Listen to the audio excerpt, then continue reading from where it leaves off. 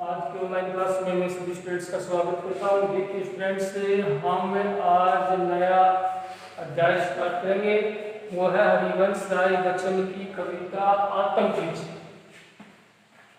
आत्म परिचय। और इस कविता के माध्यम से कवि अपने मन के जो भाव हैं वो प्रकट करना चाहता है। अब इस कविता पर, आत्म परिचय कविता पर, जो आत्म परिचय कविता या अपन कहें कि हरिवंश राय बच्चन की सभी कविताओं पर हालावाद जो दर्शन है उसका प्रभाव है वो देखा जा सकता है। अब हालावाद का प्रभाव है, उसमें जो कवि है, हालावाद होता है शराब, यानी उसमें जो कवि है वो अपने आंतरिक विचारों को एक नशीले या यूं कहें कि अपने एक व्यंग्य तौर पर प्रस्तुत करना चाह रहा है। तो हालावाद के जो भी विचार है उस पर हरिवंश राय का प्रभाव है वो बड़ा है। आत्म परिचय में कवि है वो अपनी कविता के माध्यम से, अपनी लेखनी के माध्यम से और अपने पाठकों को अपने जो आंतरिक विचार है, अपने प्रेम पीड़ा है, उसको उजागर इस कविता में किया है। तो हरिवंश राय बच्चन है वो अपन देखेंगे उसकी कविता आत्म परिचय। तो इस कविता को पढ़ने से पहले हमारे दिमाग में ये आ जाना चाहिए कि हालावाद आखिरकार है क्या। तो हालावाद उस स्थिति को बोलते हैं जिस अवस्था में मनुष्य अपने स्वतंत्र विचार, प्रेम स्वरूप अपने स्वतंत्र विचार किसी भी प्रतिशोध या विरोध के बिना लोगों के समक्ष प्रस्तुत करता है। अब सबसे पहले हम बात करेंगे प्रसंग की। तो इस पूरे पदों का प्रसंग है, इस पूरे पदों का प्रसंग है। तो प्रस्तुत वही लिखेंगे, प्रसंग में क्या लिखेंगे वही बात लिखेंगे कि प्रस्तुत पद्यांश हमारी पाठ्य पुस्तक में कवि हरिवंश राय बच्चन द्वारा रचित, कवि हरिवंश राय बच्चन द्वारा रचित आत्म परिचय, आत्म परिचय कविता से उद्धृत है, लिया गया है, शामिल किया गया है। तो ये तो स्टूडेंट्स इसका क्या हो गया प्रसंग। अपन बात करेंगे संदर्भ की बात करें तो कवि अपने जीवन के माध्यम से अपने प्रेम की पीड़ा को लोगों के समक्ष प्रस्तुत करते हुए अपना आत्म परिचय है वो क्या कर रहा है, प्रस्तुत कर रहा है। इसका क्या हो जाएगा, संदर्भ हो जाएगा। तो इस आत्म परिचय कविता का जो पहला पद है वो देखिए, आत्म परिचय कविता का जो पहला पद है वो देखिएगा। मैं जग जीवन का, मैं जग जीवन का भार लिए फिरता हूं, भार लिए फिरता हूं, मैं जग जीवन का भार लिए फिरता हूं, फिर भी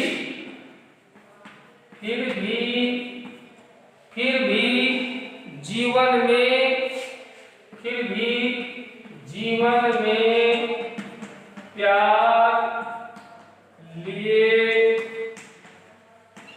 फिरता हूं, फिर भी जीवन में प्यार लिए फिरता हूं। कर दिया किसी ने, कर दिया किसी ने जंगृत, कर दिया किसने जंगृत, जिनको छूकर, जिनको छूकर, जिनको छूकर मैं, कर दिया किसने जंगृत जिसको छूकर मैं सांसों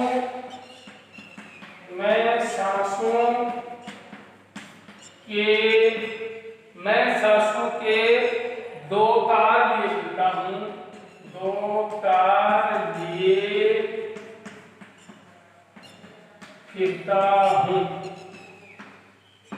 दो तार लिए फिरता हूं। मैं स्नेह सुरा, मैं स्नेह सुरा, मैं स्नेह सुरा का पान क्या करता हूं, मैं स्नेह सुरा का पान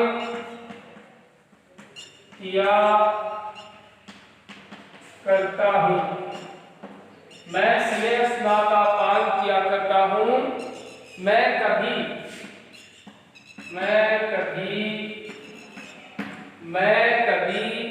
न जग, मैं कभी न जग का ध्यान किया करता हूं, मैं कभी मैं जग का ध्यान किया करता हूं। जग जग जग पूछ रहा है, जग पूछ रहा है, जग पूछ रहा है, जो जग की गाते हैं, जो जग की गाते हैं, जो जग की गाते हैं। मैं अपने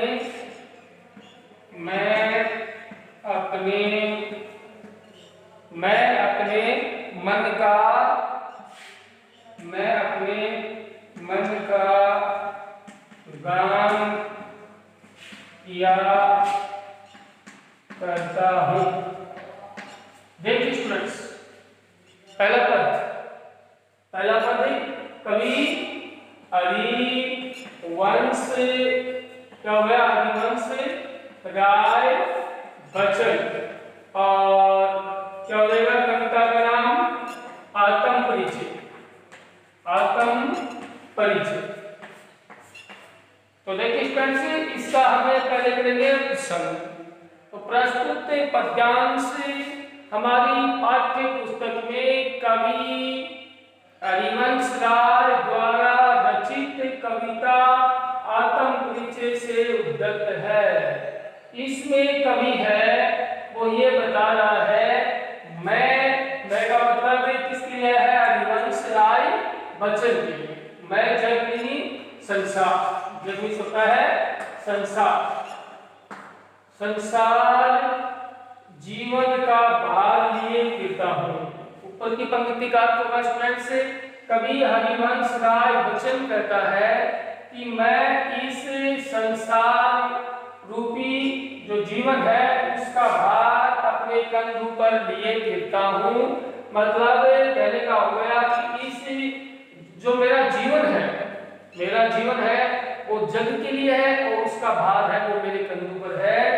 फिर भी जीवन में प्यार लिए फिरता हूं। यानी दो स्थितियां हो गई यहाँ पर कवि की। एक तो हो गई कि जग रूपी जो जीवन रूपी जग है, संसार है, उसका भार मेरे कंधों पर है, लेकिन मेरे मन में क्या है, जीवन का क्या है, प्यार है। मेरे अंदर मेरी आत्मा में क्या बना हुआ है, भार तो है, मेरे ऊपर बहुत सी जिम्मेदारियां हैं, लेकिन उन जिम्मेदारियों के साथ मेरे मन में इस संसार के प्रति प्रेम भाव है। संसार से मैं क्या करता हूं, चले रहता हूं। कर दिया किसी ने जलकृत, जिन्हें के छूकर, छूना स्पर्श करना और करना कर देना किसने, यानी इस प्रेम के तार को जलकृत कंपन करना, यानी इस प्रेम के बाहों को छूकर किसने मुझे क्या कर दिया, जलकृत कर दिया। कहने का तात्पर्य हो गया है कि मेरे मन में प्रेम रूपी जो पीड़ा है, प्रेम और स्नेह के जो भाव है, उसको किसने उद्दीपित कर दिए, जलकृत कर दिए।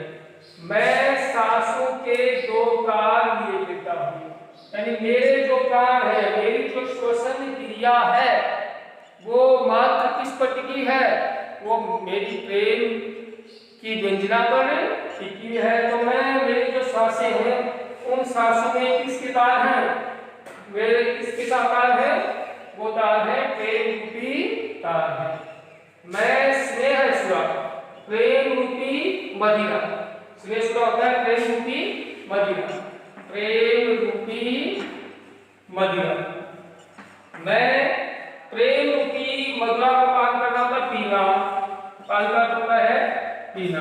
मैं प्रेम रूपी मदिरा का पान करता हूँ। कहने का तात्पर्य होगा कि मेरे जीवन में प्रेम भाव इतने कूट के भरे हैं और वो मेरे लिए क्या है? सरेसुरा है, प्रेम रूपी मदिरा के समान है। देखिए यहाँ पर इस पंक्ति में हरिवंश राय का अलाहाबादी जो दृष्टिकोण है वो एकदम स्पष्ट दृष्टिकोण होता है, क्योंकि अलाहाबादी जो भी राइटर होते हैं उन पर प्रेम की अभिव्यंजना, प्रेम की पीड़ा, प्रेम के जो प्रसंग हैं वो अधिक दिखाई देते हैं। तो मैं स्नेह रूपी सुरा का पान करता हूँ, कहने का तात्पर्य है कि मेरा जीवन है वो सदा मस्त और प्रेम में क्या होता है? ओतप्रोत होता है। मुझ में जो नशा है, जैसे व्यक्ति शराब पी लेता है और उसमें क्या होता है? उस मदिरा में वो मस्त हो जाता है, उस नशे में चूर हो जाता है। उसी प्रकार कवि हरिवंश राय भी अपने जीवन में उस प्रेम मदिरा को पीकर मस्त होने की अभिव्यंजना कर रहे हैं। मैं कभी न जग का ध्यान किया करता हूँ। यहाँ पर है कवि अलाहाबादी प्रवृत्ति का प्रभाव होने के कारण कवि स्पष्ट करता है कि मैं प्रेम में इतना मस्त हूँ, मैं प्रेम में इतना चूर हूँ कि मेरे प्रेम के विचारों पर इस संसार का कोई प्रभाव नहीं पड़ता है।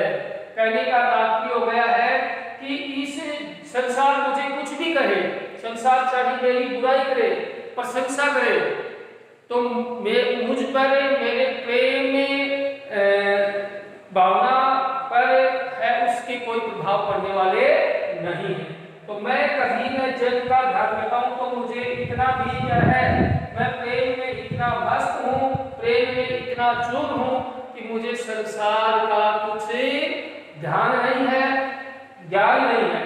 जग पूछ रहा है जो जग की गाते हैं, संसार तो उन्हीं से पूछता है जो क्या करते हैं? संसार की बातें करते हैं, बाह्य परिवेश की बातें करते हैं।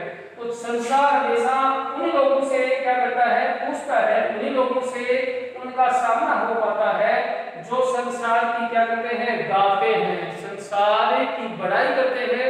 लेकिन मुझ में वो स्थिति नहीं है, क्योंकि मैं तो प्रेम में इतना मस्त हूँ कि मुझे संसार की कुछ परवाह है नहीं है। मैं अपने मन का गान किया करता हूँ। मैं तो मेरे मन में आने वाले प्रेम रूपी जो विचार हैं उनका गान किए हुए मैं सदा फिरता हूँ। ये इसकी क्या हो गए? व्याख्या हो गई। अब हम करेंगे इस पद का विशेष।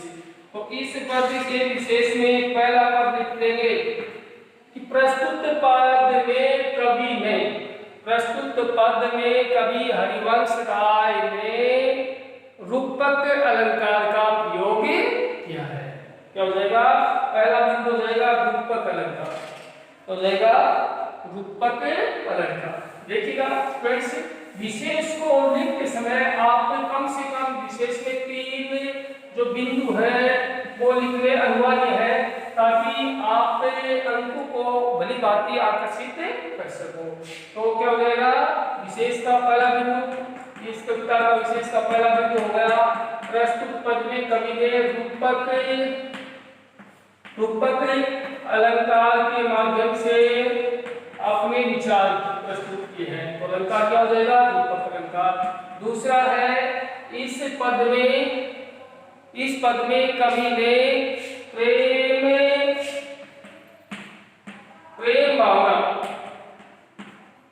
भावना का वर्णन किया है। तीसरा बिंदु इसमें हो जाएगा प्रस्तुत पद में आलावाद का प्रभाव, प्रस्तुत पद में आलावाद का प्रभाव स्पष्ट रूप से देखा जा सकता है। चौथा पद लिखेंगे भाषा के संदर्भ में। तो क्या हो जाएगा? भाषा है सरल भाषा है। और शैली की बात करें तो प्रेम रस के जो भी पाठक होते हैं उनको कभी प्रेम भावनाओं से ओतप्रोत के लिए प्रेरित करना चाहता है। तो ये प्रथम जो पद है आत्म परिचय कविता का, उसका सत्संगी व्याख्या हो गई। अब इसी क्रम में स्टूडेंट्स से हमें दूसरे पद की सत्संगी व्याख्या करेंगे। दूसरे पद की क्या करेंगे? सत्संग। दूसरा पद देखिएगा स्टूडेंट्स,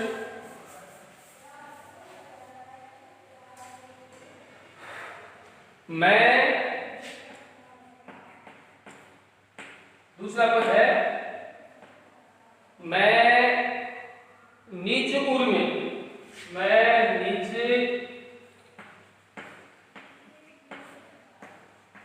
उर में, मैं निज उर में उर के उद्गार लिए फिरता हूँ। मैं निज उर के उद्गार लिए फिरता हूँ। मैं निज उर के उपहार लिए फिरता हूँ। निज मन के उपहार लिए फिरता हूँ।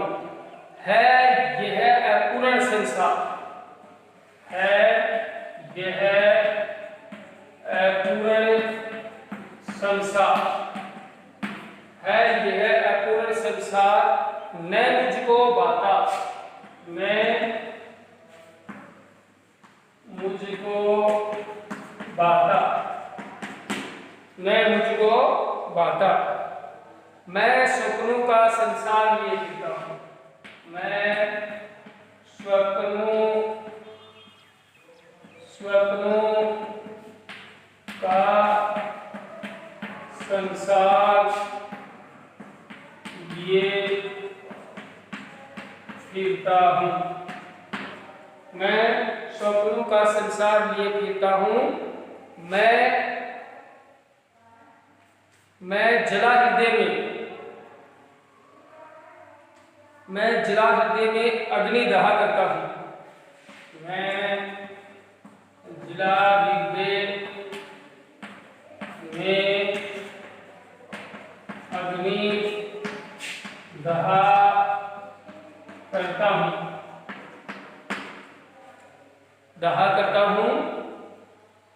सुख दुख दोनों में मग्न रहा करता हूँ। सुख दुख दोनों में मग्न रहा करता हूँ। सुख दुख दोनों में मग्न रहा करता हूँ। जग भवसागर,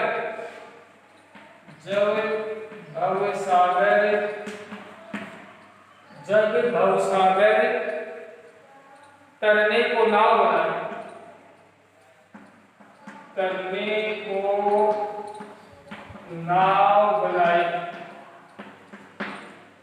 को नाव बनाए। मैं भव मौजों पर मस्त रहा करता हूँ। मैं भव मौजों पर मस्त बहा करता हूँ। देखिए स्टूडेंट्स, इसका प्रसंग क्या हो जाएगा, आप दोनों की बातें रहेगा कि प्रस्तुत पद्यांश से हमारी पाठ्य पुस्तक में कवि हरिवंश राय बच्चन द्वारा रचित आत्म परिचय कविता से लिया गया है। कवि ने इस पद के माध्यम से अपने आंतरिक प्रेम पीड़ा स्वरूप को उजागर करते हुए कहते हैं कि मैं अपने निजमानी अपने हृदय में प्रेम के उद्गार लिए गिरता हूँ।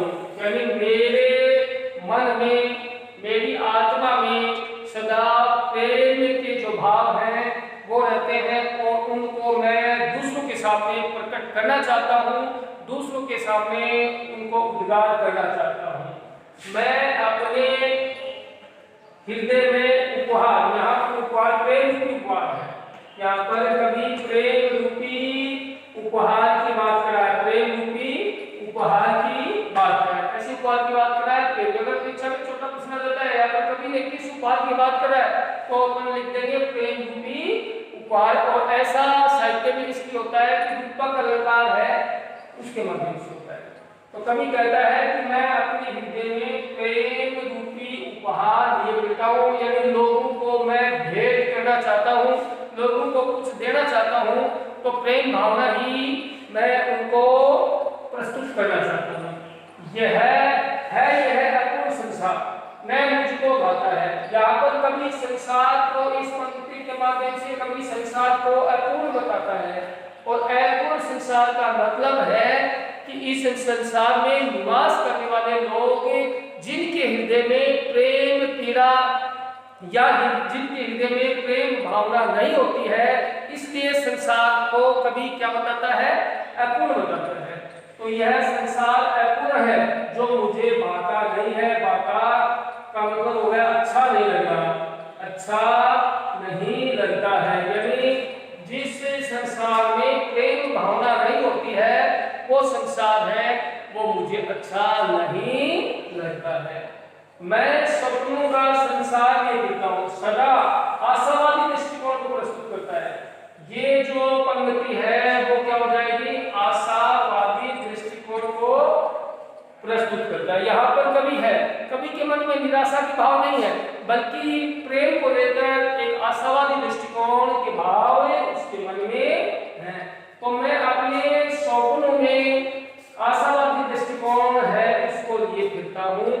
मैं जला हृदय में अग्नि दहा करता हूँ, यानी मेरे अंदर आग लग रही है और मेरे अंदर पीड़ा हो रही है, और वो पीड़ा है कि मैं कोई व्यक्ति अगर प्रेम से वंचित रह जाता है तो उसके अंतर्गत उसके हृदय में आग दहकती रहती है। सुख दुख दोनों में हमेशा क्या हूँ? मग्न, क्योंकि मैंने जीवन में हरिवंश राय की वास्तविक जीवन परीक्षा में अपन पढ़ते हैं तो उसने क्या है अपने जिंदगी में बहुत से अभाव से टक्कर ली है। तो चाहिए मेरे जीवन में कभी आप हरिवंश राय प्रस्तुत करना चाहते हैं कि चाहिए मेरे जीवन में कितनी भी मुसीबतें आ जाए, कितना भी सुख दुख आ जाए, लेकिन मैं उनमें मग्न रहता हूँ, तल्लीन रहता हूँ। जग भव सागर करने को नाव बनाए।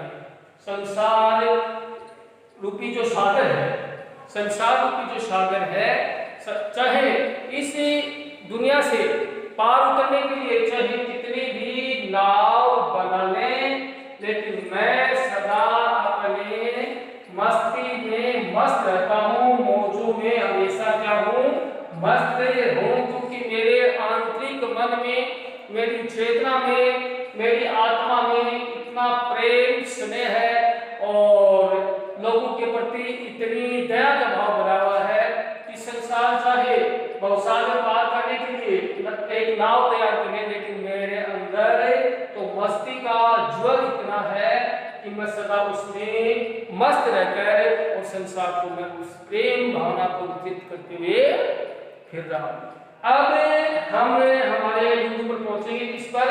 विशेष के बिंदु पर पहुंचेंगे। तो स्टूडेंट से विशेष में अब हमें वही बिंदु लेंगे, कम से कम क्या लेंगे? 3 बिंदु। विशेष की क्या लेंगे? 3 बिंदु।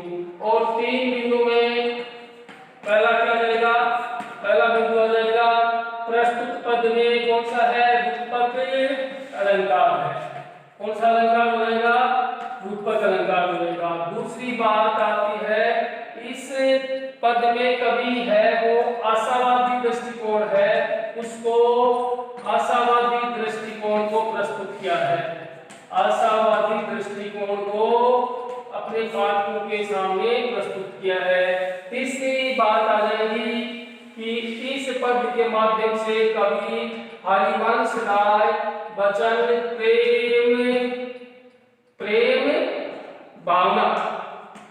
प्रेम भावना को लोगों के समक्ष प्रस्तुत किया है। चौथी बात लिखेंगे भाषा शैली है